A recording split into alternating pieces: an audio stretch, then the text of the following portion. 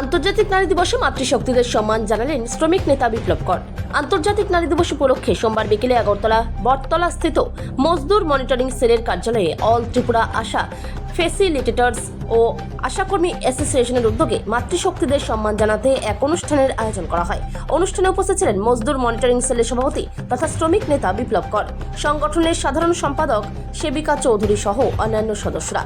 এদিন অনুষ্ঠানে মাতৃশক্তিদের সম্মান জানানোর পাশাপাশি আশা ফেসিলিটেটর ও আশা কর্মীদের বিভিন্ন সমস্যা তুলে ধরে 10 দফা দাবি পেশ করা হয়। ত্রিপুরা থেকে বিক্রম কর্মকারের রিপোর্ট, বিগ নিউজ বাংলা।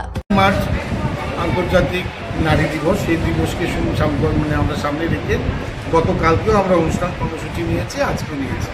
আপনারা জানেন যে মজদুর মনিটরিং সেলে তার মহিলা সংগঠন প্রায় 7-8টা আছে। তো এক একদিন এক একটা সংগঠনকে নিয়ে আমরা চেষ্টা করছি তাদেরকে নিয়ে কিছু করার, এবং সে বিষয়ে বিশেষ করে তাদেরকে অভিনন্দন জানাচ্ছি এবং সংগঠনের পক্ষ থেকে তাদেরকে একটা অভিনন্দন বা তাদেরকে সম্মান দেওয়ার চেষ্টা করছি, ক্ষুদ্র প্রয়াস। আমরা বিশ্বাস করি এই রাজ্যে, বিশেষ করে রাজ্যে না, পৃথিবীতে সকল মাতৃশক্তিরা ভালো থাকলে আমরা ভালো থাকবো। আমরা বিশ্বাস করি মাতৃশক্তিরা শিক্ষিত হলে সমাজ শিক্ষিত হবে। তো সেই মাথায় রেখেই আমরা মজদুর মনিটরিং সেল দীর্ঘদিন ধরে এই রাজ্যে মাতৃশক্তিদের সেবায় আমরা নিয়োজিত, এবং বিশেষ করে আজকে যে দিনে আমরা প্রোগ্রামটা করেছি সেটা যোগেন্দ্রনগর পিএসসি সেন্টারে সকল আশা দিদিদের নিয়ে আমরা অনুষ্ঠানটা করেছি। তো তাদেরকে সাধারণ একটা শাড়ি আমরা তুলে দিয়েছি, এবং আশাদের দীর্ঘদিনের সমস্যা, তাদের অনেকগুলো সমস্যা জমে আছে।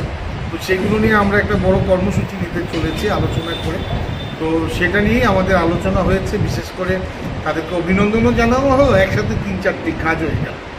আমরা বিশ্বাস করি আমাদের আশা দিদিরা, ওনারা যে অক্লান্ত পরিশ্রম করে এবং ওনারা যেভাবে করোনা মহামারীতে নিজের প্রাণ ঝুঁকি নিয়ে মানব সেবায় নিজেদেরকে নিয়োজিত এবং প্রমাণ করেছে যে সমাজের শেষ অন্তিম ব্যক্তি এই স্বাস্থ্য পরিষেবা নিয়ে যায় আশা এবং ফেসিলিটার্স দিদিরা।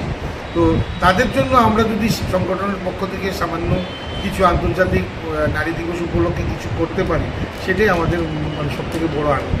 তো সেই চেষ্টা, এবং সবসময় আমরা সেই চেষ্টা করে যাই। আগামী দিনেও আরও আমাদের পশু সখী দিদিরা আছেন, অঙ্গনবাড়ি দিদিমণিরা আছেন, তাদের নিয়েও আমরা সেরকম অনুষ্ঠান করব।